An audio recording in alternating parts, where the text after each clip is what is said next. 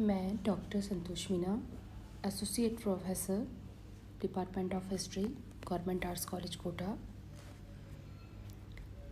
इस व्याख्यान में हम विश्व का इतिहास का प्रमुख टॉपिक पुनर्जागरण पर चर्चा करेंगे। सर्वप्रथम हम जानेंगे कि पुनर्जागरण क्या होता है। पुनर्जागरण का अर्थ है किसी पुरानी सुप्त ऐतिहासिक प्रक्रिया का पुनः जाग जाना। पुनर्जागरण काल वस्तुतः मध्यकाल एवं आधुनिक काल के मध्य का पुल या सेतुबंध है। पुनर्जागरण का काल 1350 ईस्वी से 1550 ईस्वी के मध्य रखा गया है। पुनर्जागरण काल में यूरोप एक ऐसे आंतरिक परिवर्तन के दौर से गुजर रहा था जिसमें नवीन चिंतन के बीज निहित थे, जो बाद में विकसित होकर एक नवीन युग आधुनिक काल के आधार बिंदु बन गए। सर्वप्रथम हम जानेंगे पुनर्जागरण के क्या क्या कारण थे। पुनर्जागरण अनेक घटनाओं का समय समय पर विभिन्न देशों में घटित होना, ये पुनर्जागरण के प्रमुख कारण बने। प्रथम कारण में हम धर्मयुद्ध को देखेंगे। 11वीं शताब्दी के अंतिम दशक से 13वीं शताब्दी के अंत तक यूरोप में लड़े गए ईसाई धर्म और मुस्लिम धर्म के बीच युद्ध को धर्म युद्ध की संज्ञा दी जाती है। धर्म युद्धों ने यात्राओं तथा भौगोलिक अध्ययन को प्रोत्साहन दिया। लोगों ने नए विचार ग्रहण किए। अरस्तु के वैज्ञानिक ग्रंथ, अरबी अंक, बीजगणित, दिग्दर्शन यंत्र और कागज पश्चिमी यूरोप में धर्म युद्धों के माध्यम से ही पहुंचे।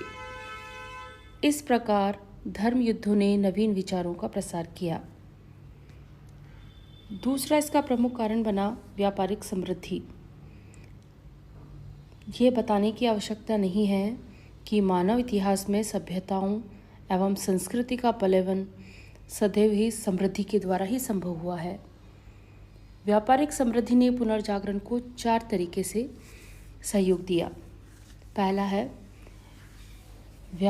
यूरोपीय व्यापारी व्यापार के सिलसिले में विभिन्न देशों में पहुंचे, जहां उन्हें नए विचार और प्रगतिशील तत्वों से परिचित हुए। नए विचारों और प्रगतिशील तत्वों के साथ वह स्वदेश लौटे। दूसरा है व्यापार के अत्यधिक विकास से व्यापारियों के पास अत्यधिक धन संग्रहित हो गया।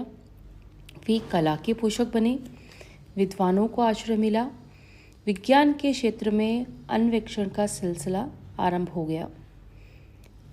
तीसरा है व्यापार के विकास ने नए नगरों को जन्म दिया। इसमें वेनिस, मिलान, फ्लोरेंस, न्यूरेमबर्ग आदि हैं और ये नगर अंतर्राष्ट्रीय व्यापार के केंद्र बन गए और यहीं पर नए विचारों का आदान प्रदान हुआ। व्यापारी वर्ग ने चर्च की कड़ी आलोचना प्रारंभ कर दी, जिससे उनका महत्व कम हो गया। तीसरा प्रमुख कारण है कागज एवं मुद्रण यंत्र। मध्य युग में अरबों के माध्यम से यूरोपवासियों ने कागज बनाने की कला सीखी। 15वीं शताब्दी के मध्य में जर्मनी के जोहान्सन गुटेनबर्ग नामक व्यक्ति ने एक ऐसी टाइप मशीन का आविष्कार किया जो आधुनिक प्रेस का आधार बनी। मुद्रण यंत्र के इस आविष्कार ने बौद्धिक विकास का मार्ग खोल दिया।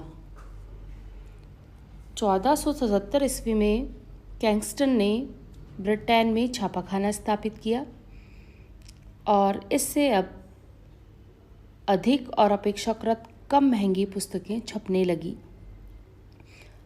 पुस्तकों के प्रसार से ज्ञान का प्रसार हुआ। लोगों में अंधविश्वास और रूढ़ियाँ कमज़ोर पड़ने लगी। चौथा प्रमुख कारण है कुस्तुतुनिया पर तुर्कों का अधिकार। 1453 ईस्वी में तुर्कों ने पूर्वी रोमन साम्राज्य की राजधानी कुस्तुतुनिया पर अधिकार कर लिया। इससे पूर्वी रोमन साम्राज्य का सदैव के लिए पतन हो गया। इसके दो महत्वपूर्ण परिणाम सामने आए। पहला है, यूरोप का पूर्वी देशों के साथ व्यापार बंद हो गया क्योंकि तुर्क लोग व्यापारियों को लूट लेते थे।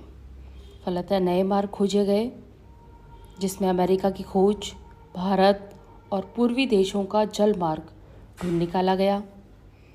दूसरा है, तुर्कों ने कुस्तुतुनिया के ज्ञान, दर्शन और कला को महत्व नहीं दिया।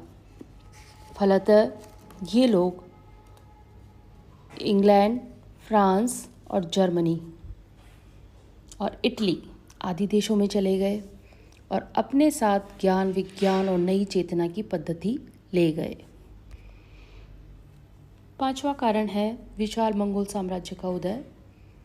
13वीं शताब्दी के मध्य में मध्य एशिया विजेता चंगेज़ खां की मृत्यु के बाद कुबलाई खां ने विशाल एवं शक्तिशाली साम्राज्य की स्थापना की, जिसमें रूस, पोलैंड, हंगरी आदि शामिल थे। उसका दरबार विद्वानों, धर्म प्रचारकों तथा व्यापारियों का केंद्र बना। इस युग में मध्य एवं पश्चिम का वास्तविक संपर्क स्थापित हुआ। वेनिस यात्री मार्को पोलो कुबलाई खां के दरबार में 1272 ईस्वी में आया था और यहाँ से लौटकर उसने अपनी यात्रा का विशद वर्णन लिखा। यहाँ यह भी उल्लेखनीय होगा कि मंगोलों के संपर्क से यूरोप को कागज़, मुद्रण, कुतुबनुमा तथा बारूद की सर्वप्रथम जानकारी मिली। इस प्रकार ये कुछ प्रमुख तत्व पुनर्जागरण के कारण बने। धन्यवाद।